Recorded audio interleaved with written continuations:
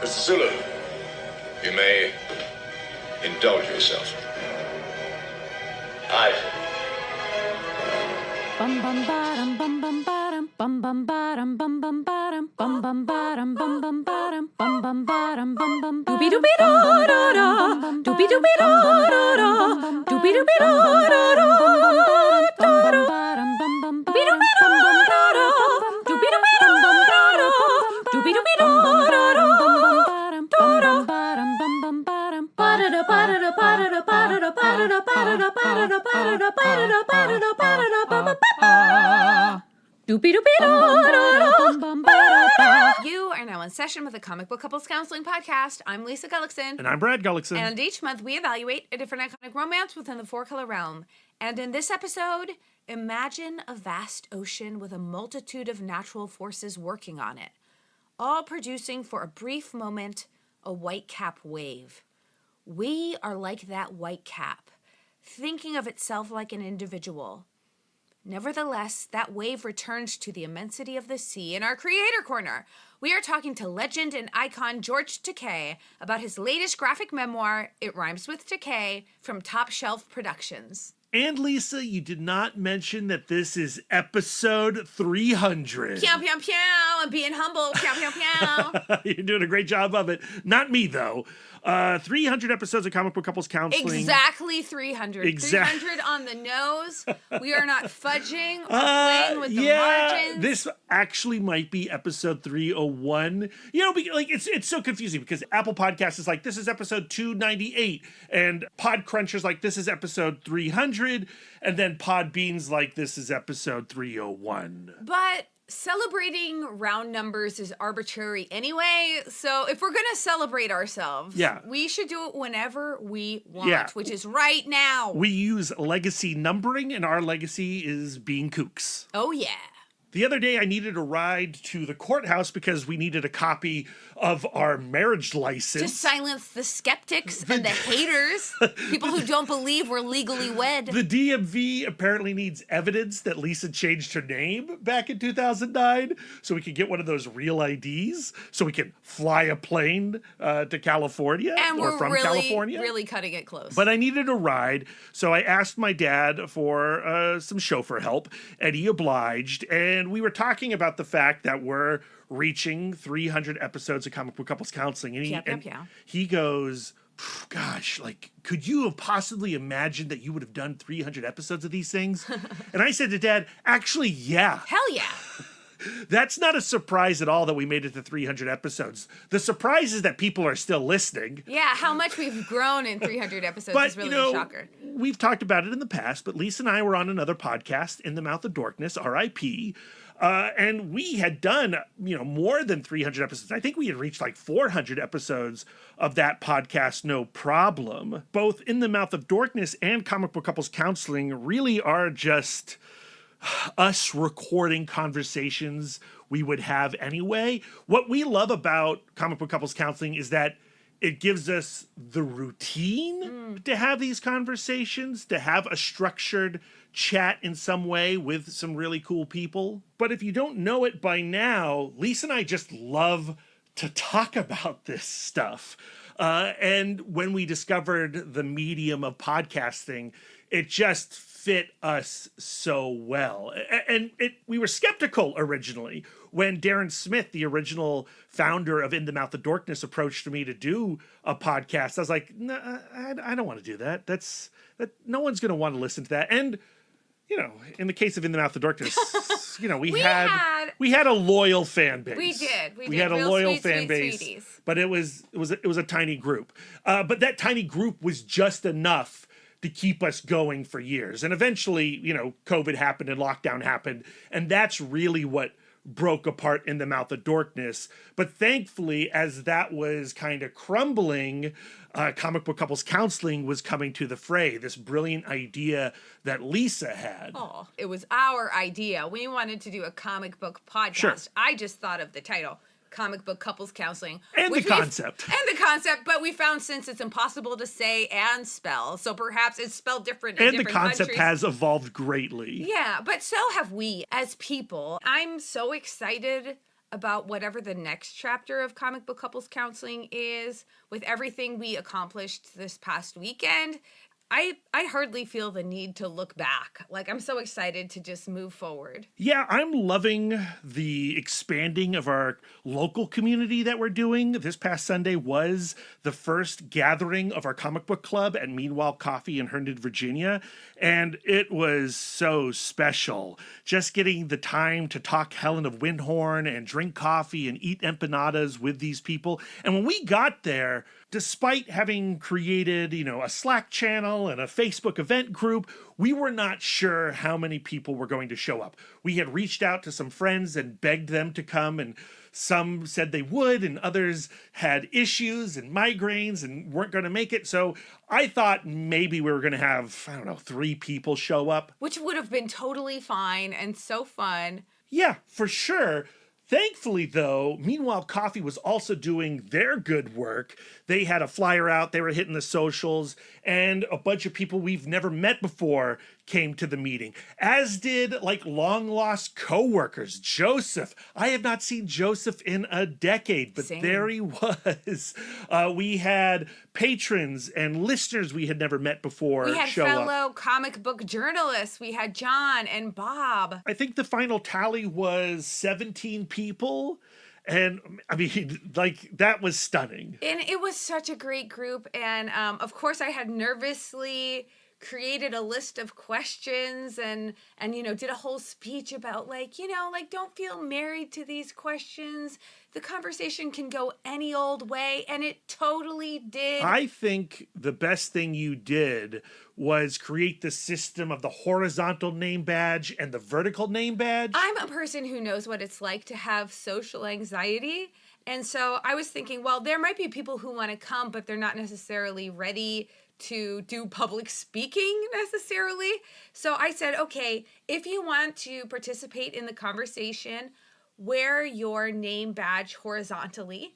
And if you are feeling shy today, judgment-free zone, wear your name tag vertically, and we will just let you marinate in a social space. And it worked perfectly, I hope. I hope everyone was comfortable. I think one of the things that can be a burden with book clubs is that they can become homework. Yeah.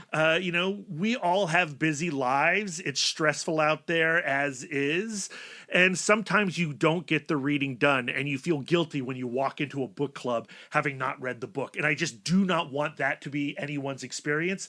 I want you to come to our book clubs, whether you've read the book or not. And yes, we are going to take one comic and make that the focus of the conversation, but we go off on tangents. We spent over 3 hours talking comics this past Sunday. And it was literally just so fun. And the best situation happened. I feel like I had meditated pretty thoroughly on Helen of Windhorn. It's a book that I love. It's a book that I've read multiple times. And yet I loved what Steve and Cam were saying about the narrative of erasure of women's stories in Helen of Windhorn. It literally did not occur to me one time. But it's true that one of the sub-themes in this multi-layered crepe cake of a comic is that Lilith is not being believed. And Helen's story is just never going to be told because of Lilith not being believed. And Othin's story and C.K. Cole's story is going to go on forever. Yeah. Forever. Yeah. I don't know. Dudes like that story. Yeah, right? They do. Dude with a sword, inarguable, inescapable. I'm just so excited to expand our community, our comic book community locally. And I really genuinely hope that this encourages people who perhaps live near an independent coffee shop or a public library or some kind of other social space. Yeah, I mean, go find your nearest bookstore, your nearest library, your nearest coffee shop, your nearest comic book store. Ask them if they would like to host your comic book club, and just repeat that until somebody says yes. And if you need any other advice, please reach out to us. We want to give you all of our tips and tricks. Granted, it's super easy. If we can do it, literally anybody can do it. Many years ago, the online comic book community rescued me. They saved me. I was in desperate need of connection with other people who loved this medium as much as I do. And I'm super grateful to that community community, and I'm not going anywhere. I'm still very grateful for that community. But in recent years, in recent months, in recent weeks, I have found that I need to go out and touch grass. I need to find that community physically. And I do have that community in my comic book shop at Big Planet Comics in Vienna, Virginia. That Wednesday gets me through the week, but its power is getting less and less, and I just need to add another day in there. Yes, yes. At least one more day, a couple more days a month with the Comic Book Film Club and now the Comic Book Club. There was just this really sweet moment towards the end of book club. We had just had this amazing conversation about the totality of Helen of Windhorn, and we had gotten to kind of like the wrap up of the book where Lilith and Helen are having this conversation about our children are the stories that we tell, and one day our children are going to tell the stories about us. And I, of course, offhandedly go like, well, Brad and I, we're child free. Who's going to tell our story? And Serena, who was a stranger I had literally just met that day, goes like, we'll tell your story, right? And like, to me, it's just so sacred to see and be seen by people, especially in times like these where it can get really, really dark. And there are some really ugly things going on out there. And going outside and witnessing your existence to each other, talking about what you're passionate about, talking about what brings you life, and just talking about stories as a way of talking about ourselves is invaluable. It is invaluable to me. And I'm just like really grateful. I'm just so grateful for book club, but also like these 300 episodes. It's really enriching our lives in a way I don't think that we could have anticipated. Yeah, and while I might not be surprised that we've made it to 300 episodes, I am continuously surprised by how these episodes have shaped us and changed us. And we couldn't have done it without you. That's a fact. So thank you. And Lisa, I love that point that you make about needing to be seen, because I do think it relates very well with the main topic of today's episode, which is George Takei and his new comic book, It Rhymes With Takei, which he co-wrote with Stephen Scott and Justin Eisinger with art by Harmony Becker. This is the same team behind their previous collaboration, They Called Us Enemy. That book was based on Takei and his family's experience of being detained in Japanese-American internment camps during World War II, and was somewhat based off of the musical Allegiance that Takei was also a part of. And what It Rhymes With Takei is everything else. George Takei, like everyone, has lived many lives, and we only really know a couple sides of George Takei. We know Takei the actor, we know Takei the activist, the public figure, but he's so much more of that, and this is him sharing all his sides with us. It's a very generous book, and it's a very sweet book, and it's a very romantic book. It's a book about getting over the fear of being yourself, which is a lesson that George had to learn multiple times over the course of his life that I think does lead back to that initial trauma of being sent to a camp for being a person, for being alive, for being seen and visibly different. So this story has like multiple tracks to it. It has him really admitting to his family and admitting to himself that he didn't want to be an architect. He wanted to be an actor. He wanted to be an artist. And then also deciding that or perceiving that to be an actor, he could not be gay. He could not be out of the closet. And so he followed other areas of activism for the rights of minorities, the rights of the underprivileged, but he was still keeping this piece of himself out of sight and out of other people's minds. And that's where the title comes from. It rhymes with Takei. You think of a rhyming word, it sounds like mostly yourself, but there is this presentation that is not really you.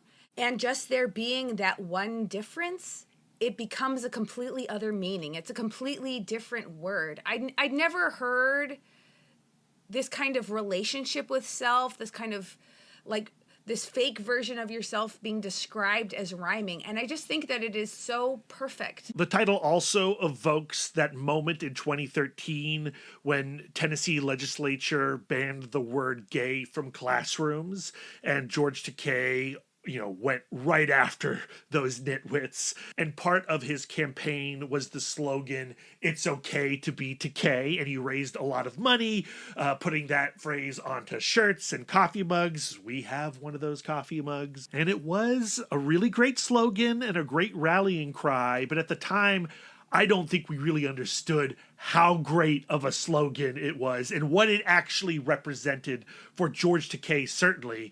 And boy, we get a lot more depth here with this comic. To me, the most extraordinary thing about it, Rhymes With Takei, is that it truly is a coming-of-age book, except George's coming of age took 68 years.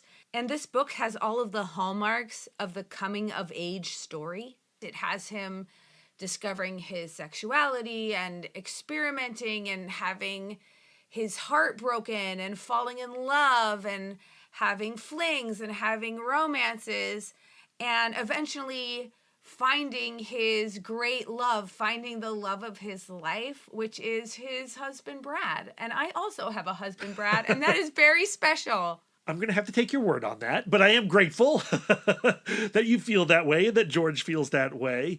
I remember being a kid and my dad telling me that you just never stop learning. And I gotta say, as I get older, I'm so happy to find stories like this one that are coming of age stories for somebody in their 60s. And George Takei right now is 88? And he is still fighting against tyranny and injustice and fascism, and he is still learning. He is open to more knowledge. Man, yes, I need that inspiration. And I am so crazy excited to now share this conversation with all you beautiful Comic Book Couples Counseling listeners. I can't believe we didn't talk about what huge Trekkies we are.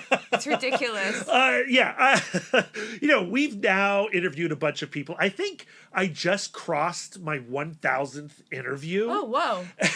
And I tend not to get nervous that much anymore. Grant Morrison, I was nervous. Todd McFarlane, I was nervous because they meant so much to me when I was young. And George Takei means a lot to me. Sulu, huge presence in my childhood, huge presence early on in our marriage as we were watching all of the original series together, all the original series movies. Yeah. And so you might hear a couple of butterflies flapping around, but I still think this is a really precious conversation. George, welcome to Comic Book Couples Counseling. Hello. Hello. Live long and prosper. Live long and Indeed. prosper. Gosh, this book is incredible. You share so much I hope of it's credible too. You share so much of yourself in this story. What does it mean to you personally to share all these other different facets of yourself now with your audience through this book? Well, I've been closeted for most of my adult life.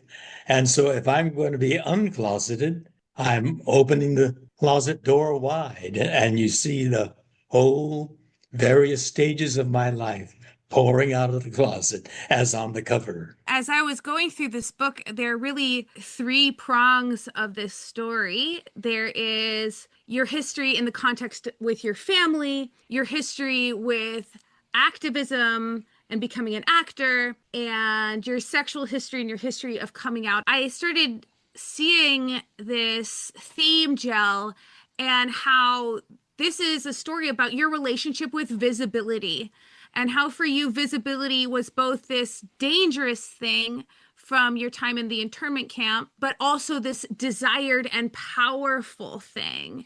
Is that something you discovered as you started telling your story? Well, when I was very young, 5 years old, I had it forcefully imposed on me that we are different. We look like this. I'm of a Japanese ancestry, but we're Americans, born here, educated here.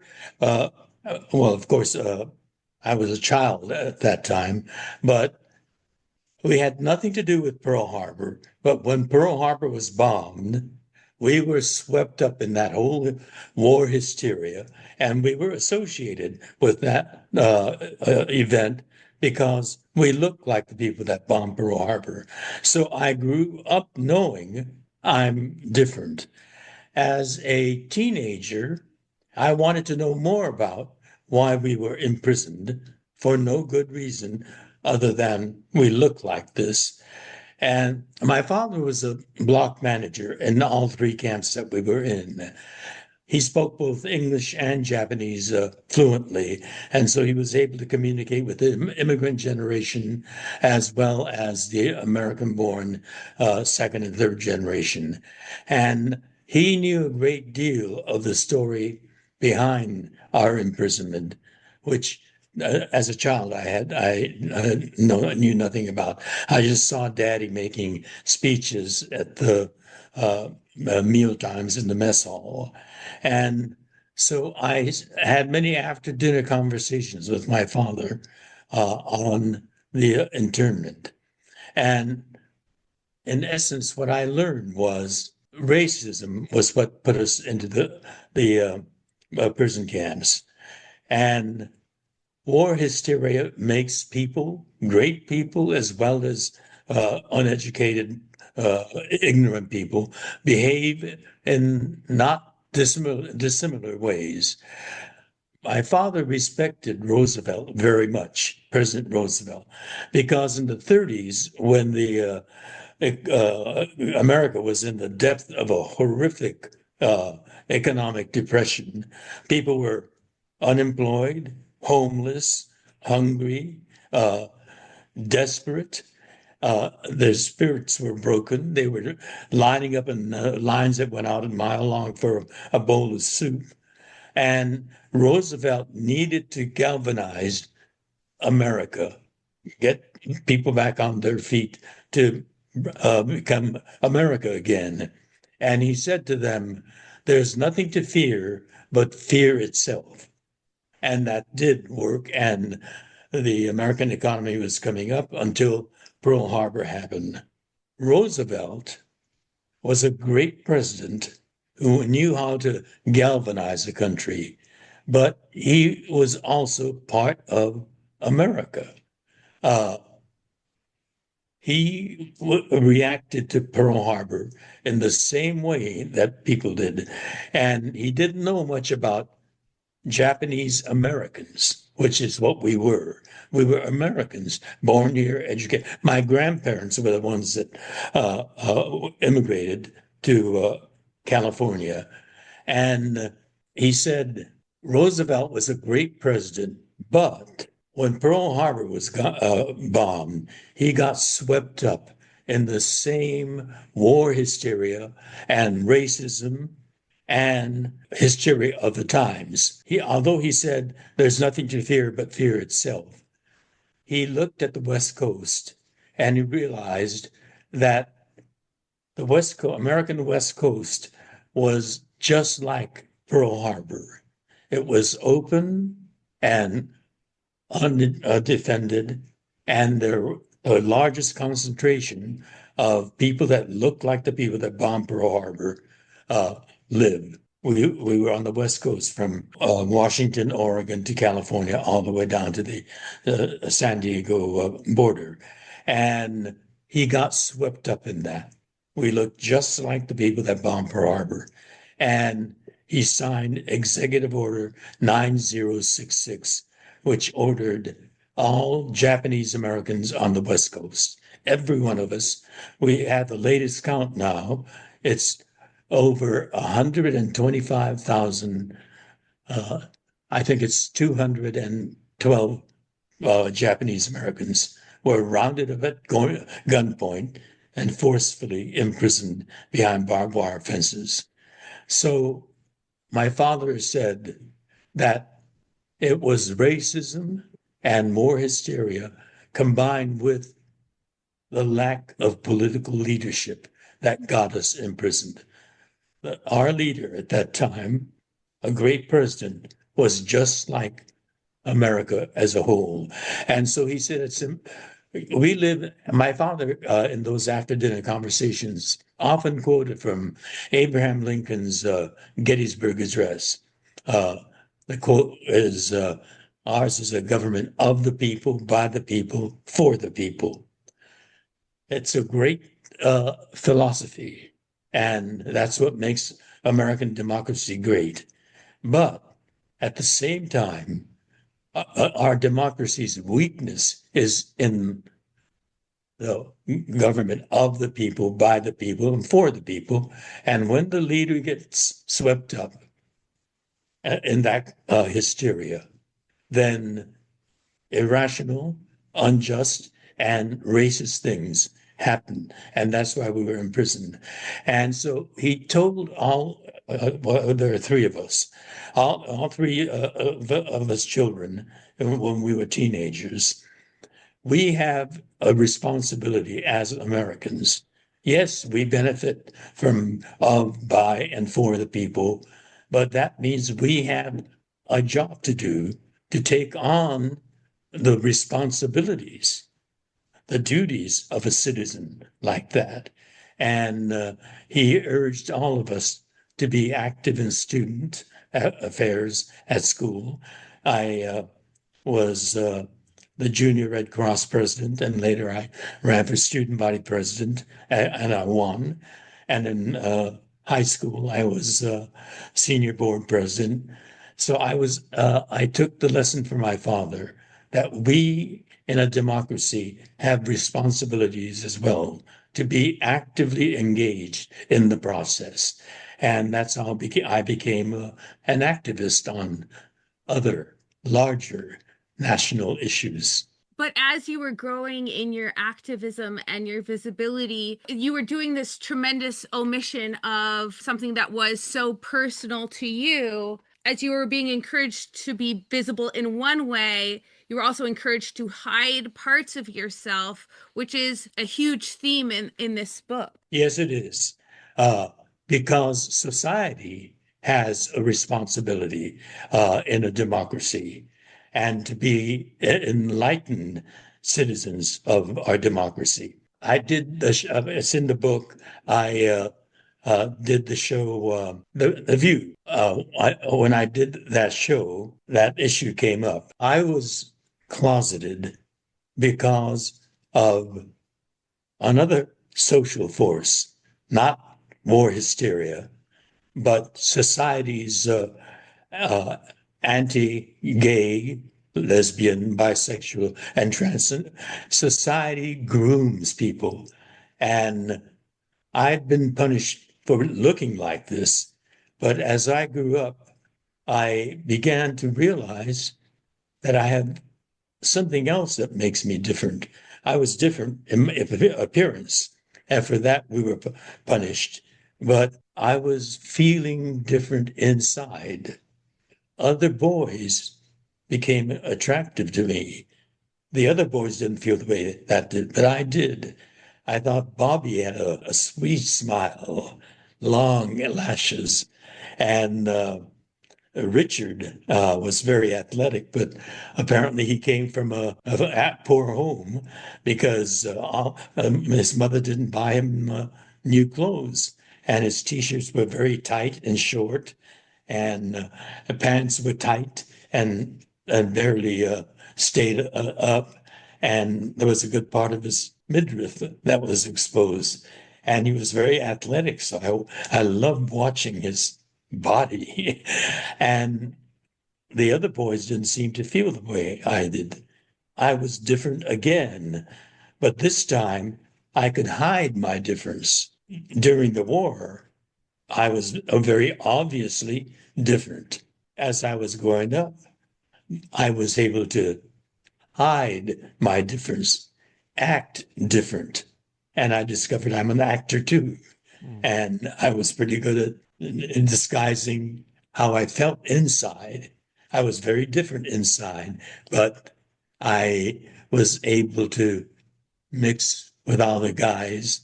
And as teenagers, when they started to date girls, I dated, but I was acting, not really feeling the way they did about their dates. Let's go ahead and pause for just a moment because we got to hear from our sponsors. Love sci-fi, love horror, love fantasy, love action? I do. Then 2000 AD is the greatest comic you're not reading. 2000 AD has a whole universe of characters from Judge Dredd and Strontium Dog to Rogue Trooper, Shakara Halo Jones, and the poor sod slogging across the cursed earth in the Helltrekkers. In every weekly issue, you'll get 5 action-packed thrills from incredible creators such as Garth Ennis, Rob Williams, Arthur Wyatt, Henry Flint, Alex DeCampi, Dan Abnett, and many more.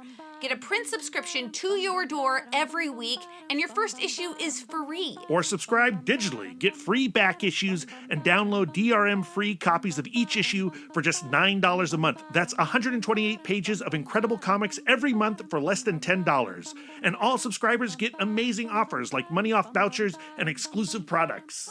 Head to 2000AD.com and click on subscribe now, or download the 2000AD app and start reading today. Link in the show notes. There was a powerful scene early in the book when you were a young teenager and you went to visit the Buddhist temple. There was this speech about how, the caps of the waves stand out for a while, but eventually everything goes back, and how there has to be this acceptance of nature. And at that time, you accepted yourself, but you also understood that you were not accepted by others. It's that Buddhist philosophy of we're all one of a whole. There's the large whole, and here's this vast ocean with a lot of other forces playing on it. The heat of the sun, the wind, the currents, and they all work on that ocean. And all these forces working on that creates this huge giant wave. And that wave creates a foam. And there's that one single white cap that exists for a moment. And that's us. We're saying, I'm me. I have an ego. I have an identity. I have an intelligence. But then the same forces that created that wave retreats, and we go back into the larger whole. I'm part of this larger whole, and I'm me for just that brief moment that I'm George Takei. And even George Takei then is changing. I was a kid in an internment camp, and now I'm a teenager and running for student body president. And then my father introduces me to electoral politics. We volunteer in the Adlai Stevenson for President campaign universe. I wonder if you know the name Adlai Stevenson. I do, yes. You guys are young, but you're well read. Yes. So that put it in a larger, global, universal oneness for me. I'm a part of all that. So, George, here you are now telling your story, and you've told your story in many different ways, in many different mediums, and here you are telling your story through comic books, through sequential art.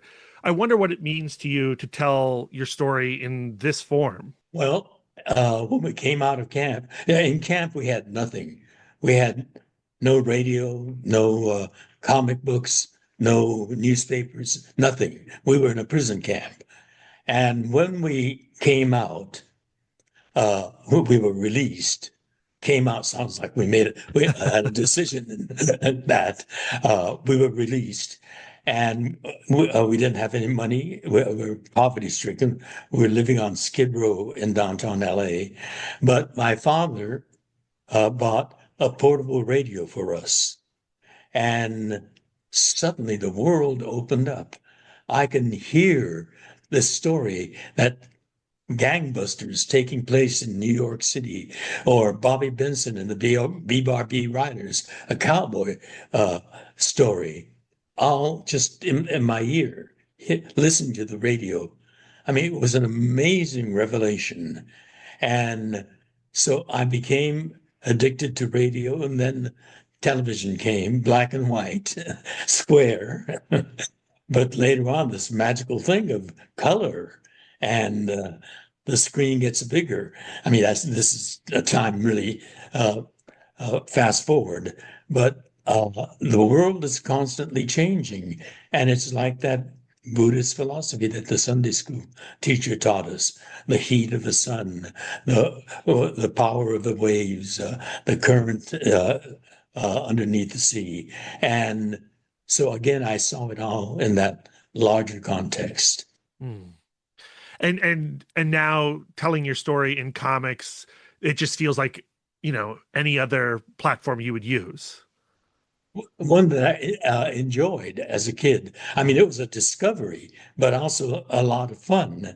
And I wanted to reach a lot of people, and particularly because our society is in transition, and it's always, I mean, all these forces are constantly working on our society, just like the ocean. And here, changes are happening.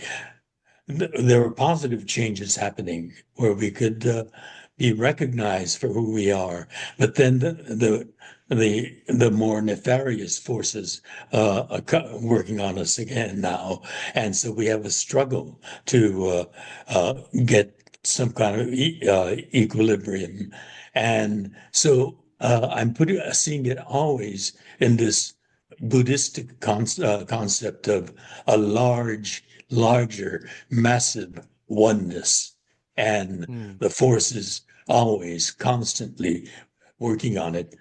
There's nothing more constant than change. You end the book talking about a little bit of where we are right now and the anxiety and the fear that a lot of us are feeling.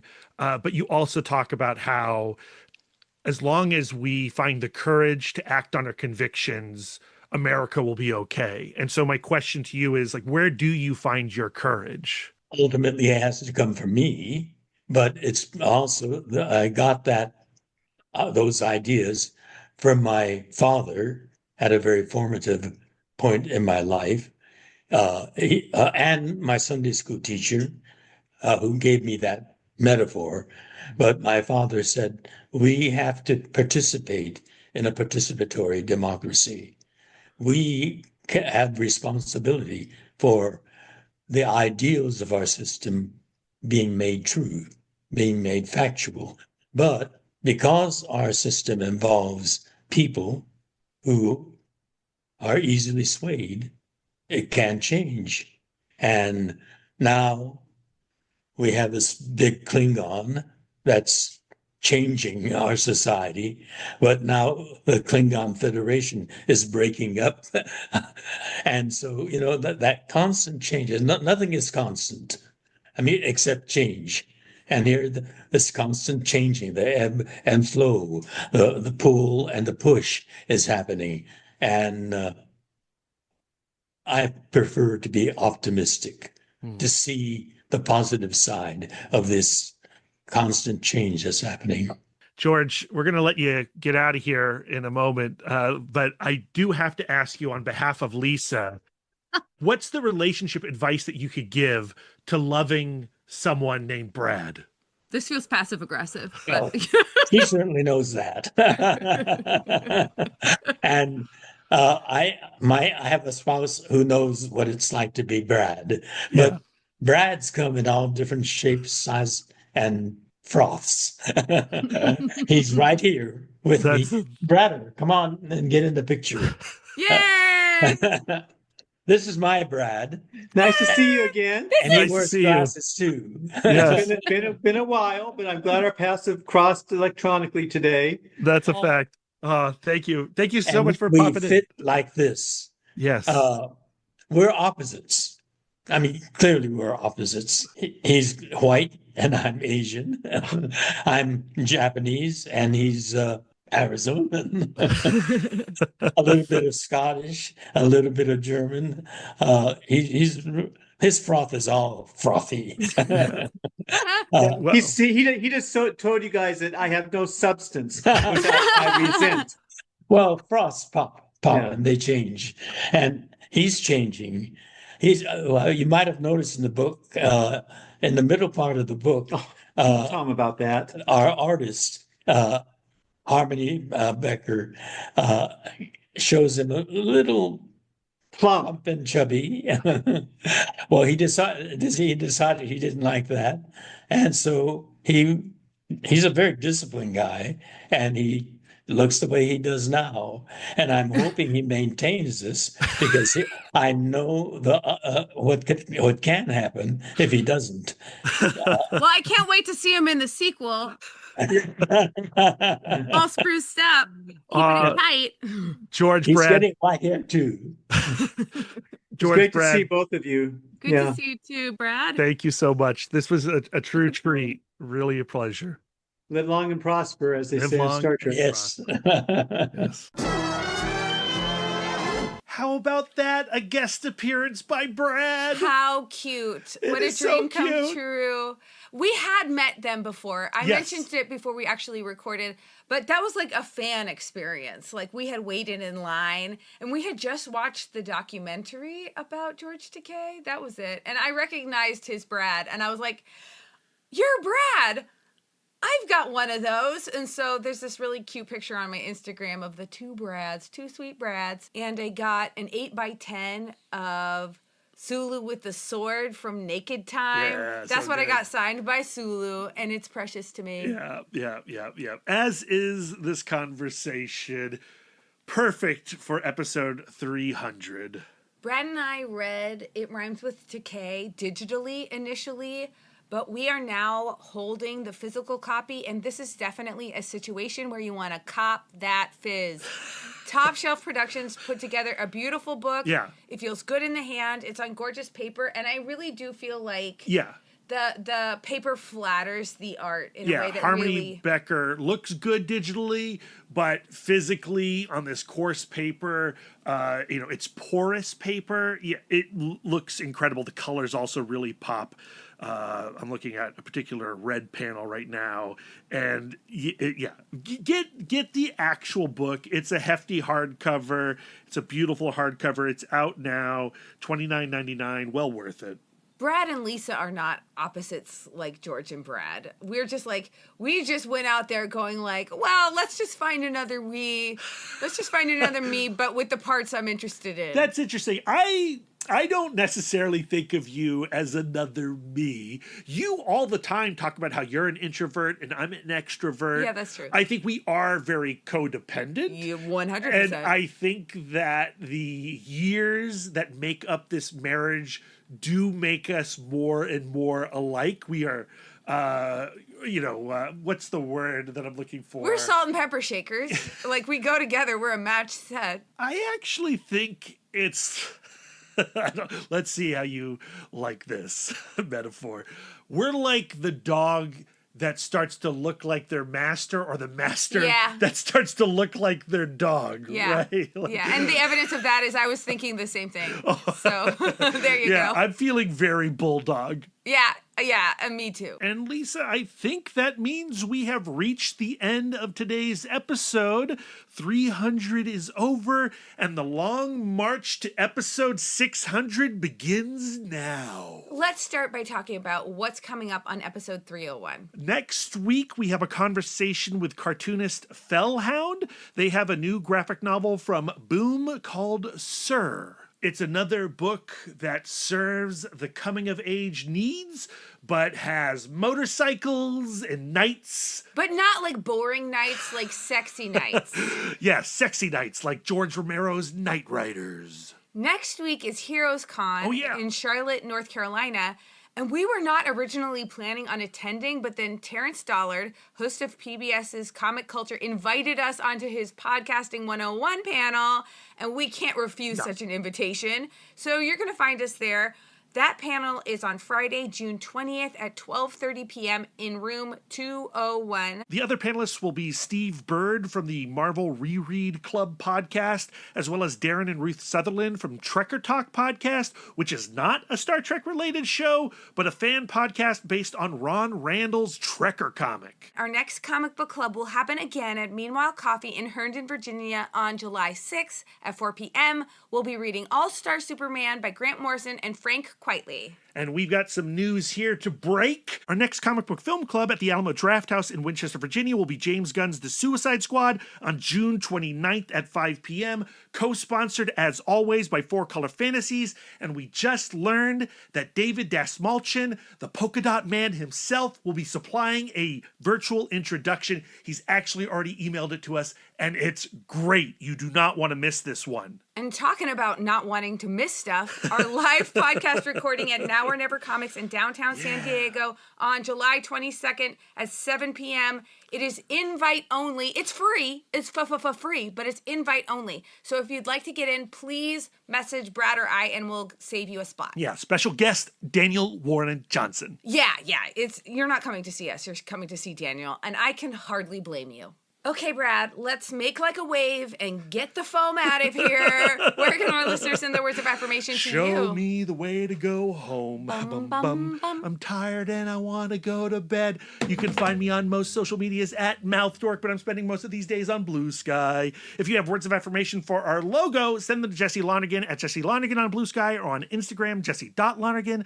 Lisa, where can our listeners send the words of affirmation to you? I'm always accepting words of affirmation at Sidewalk Siren on some social medias. If you'd like to spend more quality time with us, you can subscribe to us on Podbean, Spotify, YouTube, Audible, Apple Podcasts, or whatever app you choose. We're everywhere. If you'd like to get exclusive, you can join our Patreon where you'll get more content, including weekly bonus episodes. If you'd like to reach out and touch us electronically, you can email the podcast, cbccpodcast@gmail.com. You can visit our website, comicbookcouplescounseling.com, or follow us on all the socials at CBCC Podcast. If you'd like us to touch you physically, you can wear our merch. tpublic.com/store/comicbookcouplescounseling divided by hyphens. You can give us the gift of 5 stars on Audible or Apple Podcasts. And if you'd like to reach out and touch us with an act of service, why not write a review or leave a comment on the show while you're there? We are fluent and receptive in all 5 love languages. It really warms our hearts and helps the pod. So until next time, friends, keep your love tank full. And your psychic rapport open. This is why we don't do intros and outros after 10 o'clock at night. Yeah. A little loopy. Doopy doopy bum bum bum ba. No escape for you. You either leave this war bloodied or with my blood on your swords.